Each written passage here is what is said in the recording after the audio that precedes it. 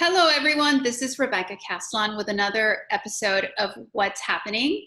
And for today's episode, I've invited Viviana Busutil, who's a real estate attorney, to provide us with some information that a lot of out-of-state residents are looking to learn about. Hi, Viviana. How are you? Hi, Rebecca. I'm doing well. Thank you for having me. Thank you so much for joining us. You know, over the past few weeks, I've been talking to a lot of out-of-state folks who are interested in considering Florida as your new home. You know, nowadays with coronavirus, a lot of people have realized that, you know, they can work virtually and, you know, they're looking for better lifestyle.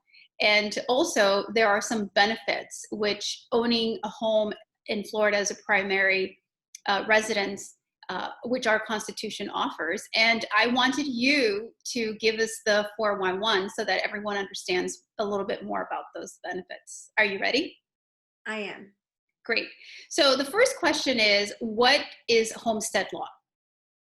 So Homestead Law is a protection given to Florida residents by the Constitution.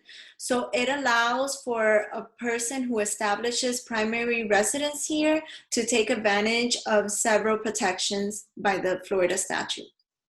And what are those benefits that Homestead Law offers? Well, the first and most popular one is a reduction on your property taxes.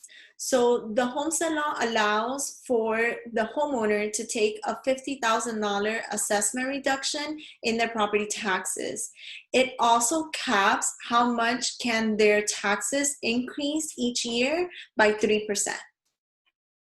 Great. So the longer that one uses a home as their primary residence, the more years, the more benefits that they'll have, say, compared to somebody who just purchased a home, you know, after 20 years or something like that, correct? Correct. The longer you own the home, the more benefits you get from the homestead protection. Okay. And this 3% cap, it does not matter if let's say the market value of the home doubles. Still, it's just 3% maximum cap that Homestead Law will increase the taxes. Correct. So the cap is at 3%, no matter what the home increases, and it also protects every home. So it doesn't matter what the value of the home is, you're still capped at 3%. That is fabulous. Now, what other benefits does Homestead Law offer? The second benefit is the creditor protection. So if you are a Florida resident and you establish your homestead rights, if you're sued and there's a judgment against you, they cannot collect it against your primary home. So although the judgment will continue to stay there because it does not erase the judgment, they will not be able to foreclose against your home. So as long as you pay the mortgages, if there is a mortgage, or your taxes, no credit card company, no business partner can come after the gains when you sell the property or force you to sell if it's your homestead property. Is that right? Correct. Yeah. And what other benefits does Homestead offer? Well, the third benefit is inheritance. So the homestead protections pass on to your heirs. So when the person passes away, the heirs are able to receive the property free and clear of any judgment and liens, aside from the mortgage and taxes that are owed on the property. Wow, that's a huge benefit compared to other states from people that I've spoken to that live outside of Florida. Now, tell us a little bit about what are the requirements in order for someone to make a homestead.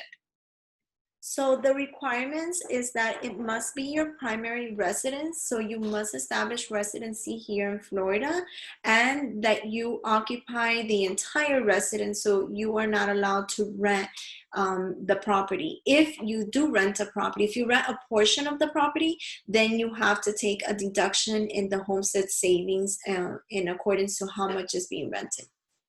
So if your primary residence is a duplex, for example, for us here in Florida, a duplex is 2 living units as opposed to 1 for a single family home, then how would that work out for someone who lives in a duplex as their primary residence and is a Florida resident? Yes, that would need to be reported to the property appraisers, and then they'll adjust the homestead protections accordingly. So if the duplex is exactly 50% and 50%, then your homestead protections will be cut down by 50%. Okay, and how does a homeowner apply for homestead? So applying for homestead is relatively easy. It's actually an online application. You go in, you put your personal information, and it has a portal for the user to upload documents. So moving into the property is not enough. You actually have to prove that you live there. So it'll ask you for your driver's license, your voter's registration, proof of some sort of utility bill under your name to prove that you live there and you don't just own it. Great. So it's also important to point out that it's not automatic. So even though you close on a home today and it's your primary residence, this is action that the homeowner has to take in order to claim homestead. Correct. So that's a common misconception because everyone could apply for it if it's your primary residence, but it is not automatic. You need to go through the application process and be approved. Otherwise, it would not be granted to you. Okay. And once a homeowner has done the application, is this something that needs to be done every year, or it's automatic after that? Once they do the application, what the county does is that every year they'll send you a letter, and if nothing has changed, the homeowner does not have to do anything. If they did sell a property or residency has changed, then you have to notify the county. But if everything remains the same, then there's nothing you have to do. Great. So Viviana, thank you so much for joining us. This is very informative, and I really appreciate you giving us the insights. And for those of you watching out there, if you have any questions for Viviana or myself, please feel free to reach out and we'll be more than happy to help you. In the meantime, stay safe, and until next time, we'll keep you posted on what's happening in Miami-Dade County real estate. Thank you so much.